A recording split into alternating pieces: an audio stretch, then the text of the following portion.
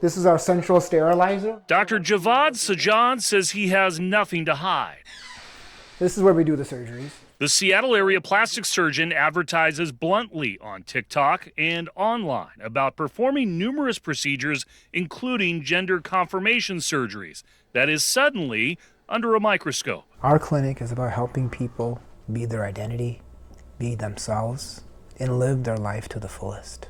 The post that you're doing all my trans surgeries before Trump tries to stop me. I have no regrets about that post. What does that mean, that you're trying to do all the trans surgeries before Trump tries to stop you? That social media post was to bring some levity, to bring some fun, and to help people know that we are here to help them.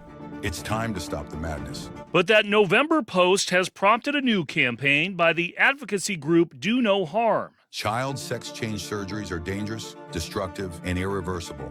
So why is one doctor on a mission to conduct as many of these horrific procedures as possible? Claiming that Sajan has performed gender transition surgeries on 120 kids as young as 7 years old. They're suggesting that you've operated on 120 different kids. Absolutely, that's false.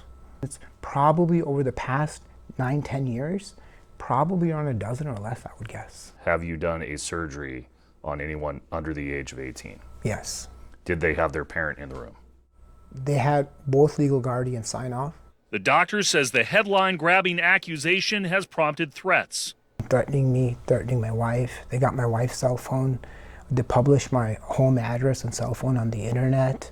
But it's not the first time Sajan has ruffled feathers. He agreed to pay $5 million earlier this year after Washington Attorney General Bob Ferguson sued, alleging Sajan posted fake online reviews to inflate his reputation and forced all his cosmetic surgery clients to sign non-disclosure agreements. I didn't give the form personally to patients. It was a part of people's intake packet. You agreed to settle. Why? I didn't make that form. My number one goal is to serve people and take care of them. Sajan suggests he's been targeted. And people can watch that on the podcast too. Because of his prolific social media activity and documentaries on medical procedures that he vows to keep performing. I have zero regrets about advocating for the community that I have the privilege to serve. I have zero regrets about posting that I'm going to be there for patients. I have zero regrets about being an advocate for people who are underserved and underprivileged. And for that, I have zero regrets. And I've done that, and we're going to keep doing that as long as we're allowed to. In Seattle, Chris Daniels, KOMO News.